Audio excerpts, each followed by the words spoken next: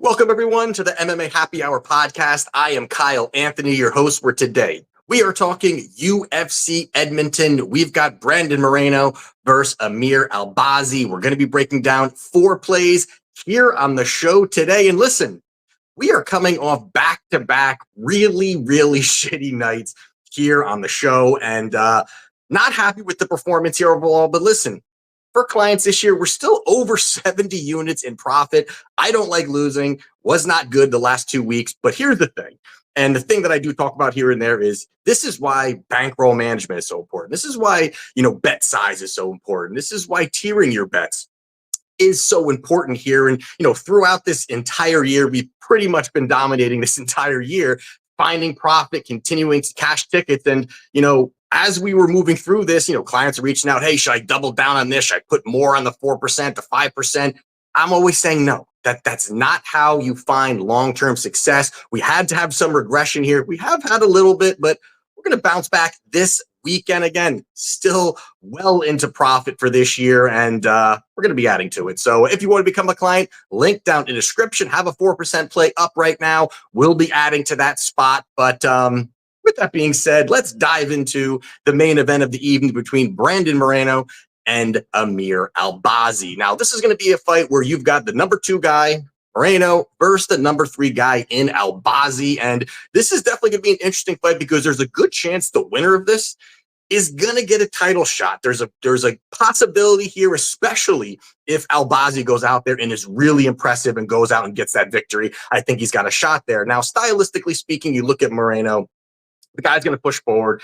The guy's going to have volume. He's durable. He's tough, very well-rounded. And there's a lot of great things that he has done and consistently does throughout his time where he was a champion, back and forth, these rivalries that he's had, Figueiredo, great showings. But the thing that I don't like really was his most recent performance against Royval. And I thought that really was not the greatest showing from him. He was coming off a loss against Pantoja, fights Royval. And, Royval, obviously, we see what he can do here. We just picked him not long ago. And, he does a lot of great things. What I didn't like was just I guess just how slow, unmotivated, certain things that Moreno was doing that I thought that, he hasn't really done. I thought that he was a lot not extending combinations, really one-offs, really just a big overhand, not really going out there and being that tenacious, tough guy going forward, throwing those big shots. And I think that does hurt,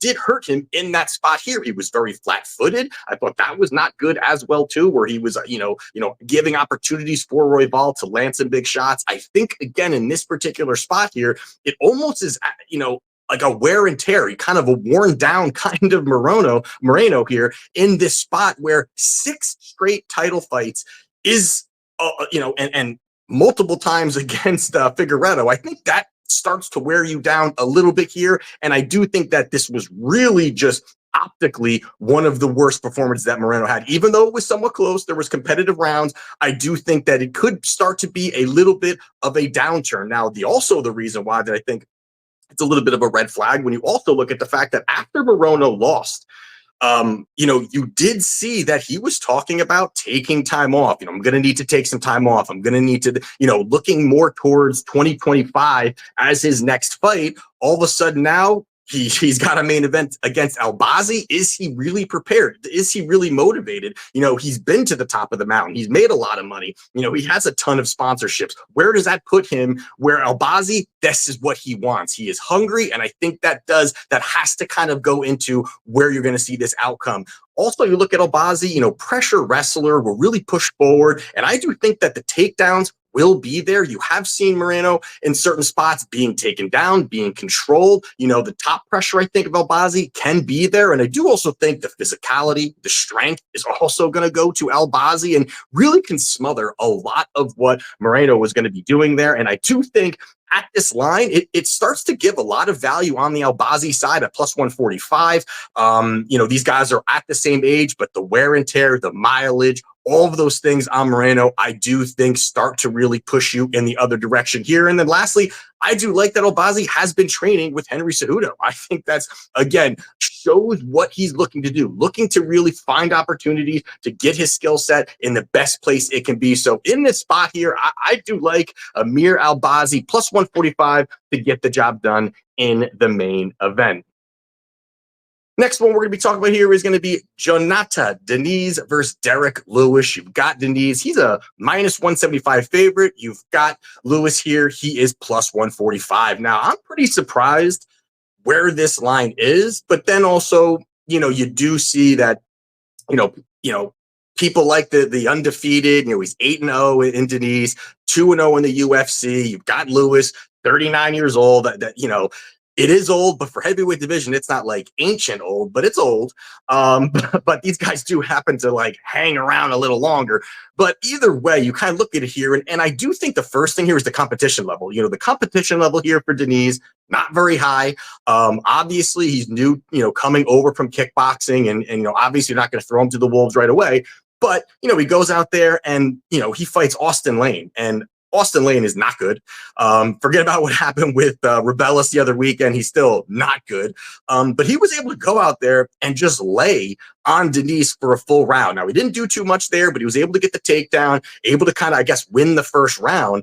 And in the second round, Lane had literally no gas, nothing left. And yes, Diniz does have some kickboxing, but it was almost like Lane went down from exhaustion. I mean, Diniz was landing, but Lane looked tired, looked out of it, looked like he wanted the door at that point and just collapsed from exhaustion. Yes, Diniz gets the victory, but I thought that was a little suspect. And even the fight, most recent one against Carl Williams. Carl Williams is a pure grappler, wrestler type of thing. And in this spot here, he was landing some pretty good shots on Diniz. He was landing, for a guy that's really looking to just take you down, he was landing. I thought it didn't look good for him overall when you're looking at it for a guy that's looking to really wrestle. Now, Diniz is really, touted as this high-level kickboxer, this, glory champion, this whole big thing that they're talking, about how high level his striking is. And yes, he's going to be more technical than Lewis. That's not saying too much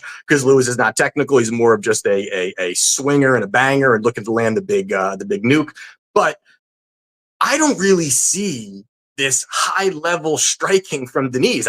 I don't see it. I think he's pretty good. I think he's, decent when it comes to some striking and some range. And at range, probably in heavyweight division, he can beat some guys that are just, he can play the range game a little bit here. But, I don't really see where the big striking, advantage that he has here. Yes, again, it's going to be better, it's more cleaner and crisper than Lewis. Not saying much. Lewis has just been like that his entire career.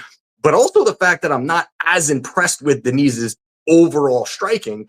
I also think he's extremely hittable. I mean, and again, if a guy like Carl Williams is going to land, I think Lewis is going to land at probably a higher clip and a more violent clip compared to what Carl Williams is going to be landing here. And I do think that the knockout's going to be live. I do think that he can move forward, throw the bigger shots. I think if they're going to trade in the pocket, I do think that Lewis is going to have the advantage there as well. And also stylistic matchups here, Lewis has had some terrible ones, really bad ones overall, where he's fighting guys like Spivak, going to look to just wrestle you.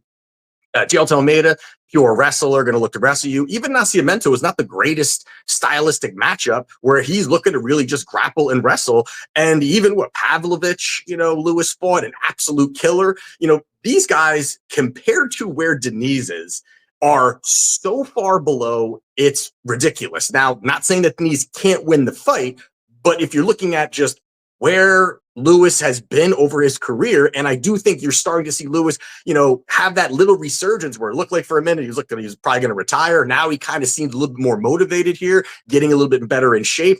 And I do think that this line is too wide here, especially when you're talking about the big boys trading in the middle here. And I think that Lewis can move forward. He's not going to have to worry about takedowns or about anyone level changing. If anything, Lewis is going to be the guy to have the opportunity to look for takedowns. Even against Nascimento, he right away went into the clinch and looked for a takedown. So it's something Lewis has looked for. And I think against Diniz, who was taken down by Austin Lane and just laid on his back, I think Lewis sees an opportunity here to find success. So I do like Derek Lewis here, plus 145. Knockout prop is not out yet. I do think that's probably worth a sprinkle there as well, too. But I like Lewis at this plus number, plus 145. Next one here we're going to be talking about is Caio Machado. He's minus 165 against Brenson Ribeiro, who is plus 135. Now, this is a spot here where, you've got Machado, who is a guy that's coming from the heavyweight division, cutting down, going to the light heavyweight division. Now, there are times where I do like that. And we're actually, the next fight we're going to talk about is one that I do like that for a changing of divisions. But in this spot here, you have Machado, who recently fought Don'Tale Mayes. I did think that Machado was going to go out there and win that fight. But when you lose to Don'Tale Mayes and you get dropped by Don'Tale Mayes, you really start to question everything about your MMA career. You got to start to really question, like, is this the division for me, or is it the skill level, or what am I missing here that I'm not doing well? And for Don'Tale Mayes to go out there and beat Machado, I think said, hey, he thinks I got to get out of this division. I need to go to the lower division. I need to find opportunities to maybe utilize my strength, utilize my size a little bit, and do those certain things. And yes, in certain spots that can work. But for Machado, there's a couple problems here for him in this spot. And I think the first thing is that he's even dropping down in weight. I don't think he's going to have the strength and physicality over Ribeiro. I think Ribeiro is big. He's explosive. He's a strong guy. And I think that the advantages that I think Machado thinks he's going to get, those size advantages, I think, are going to be gone in this fight. I don't think that he's going to have them here. And also the fact that, Ribeiro is quick. He's got fast hands. He's explosive. And Machado is a guy that, again, is a guy who somewhat is touted with some good striking and all those things. Another guy, I just don't really see it, especially after the Don'Tale Mayes fight, where if Don'Tale Mayes is just outstriking you and dropping you and you're just swinging toe-to-toe, I think that says a lot of bad things about a lot of your overall skill set when you're talking about your chin, you're talking about your skill, your striking, all those things. I do think this is where in the light heavyweight division, these guys are faster. These guys are more explosive. A lot of times guys want to gain weight and get to the heavyweight division because a lot of times they are just swinging in the middle and you don't have to have this well-rounded skill set, where here you're going to have that. And I do think that Ribeiro is well-rounded. He is explosive, does have faster hands. And I think those things are going to help him in this spot here. And also I do like the leg kicks from Ribeiro. Ribeiro is really solid. He will stick to, the game plan, chopping away at legs. And Machado, who is flat-footed, slow, doesn't have much movement. I think Ribeiro was going to bounce in and out, land some big shots, chop away at the legs, and find a lot of success there. So I do think that there's going to be opportunities for him. I don't think that Machado is going to be great at checking those. So I do think that the physicality, the strength, the explosiveness, the hand speed, the leg kicks all really go towards Ribeiro in this spot here. So for me, I like Ribeiro here. I think the plus 135 number is not bad here, especially the fact that Machado coming down in weight. We don't know how that's going to be. He may be in better shape, but I don't think he's going to have faster hands and all of these things that are going to work out well for him. I do think Ribeiro is going to be more explosive, have a better process. I think Machado's process is pretty shitty. So for me in this spot here, I'm taking Brenson Ribeiro at plus 135. Now, the next one here we're going to be talking about is going to be Charles Jourdain versus Victor Henry. Now, in this spot here, you've got Charles Jourdain. He is a minus 120. You got Victor Henry. He's plus 100 roughly. Books are starting to move. Looks like money is coming in on Charles Jourdain, and some other books are getting a little bit wider here. But you look at this spot here, this is really going to be two guys who are going to look to push forward, going to look to throw, and you really have the volume striking of Henry versus Jourdain's, more dynamic, versatile striking, a little bit more explosive than Henry. And Henry will stick to that volume. And really, that was my only kind of hold back on this fight was really just was really the volume. Henry's volume is so damn high where he will just push a pace, and just literally out volume over the fight.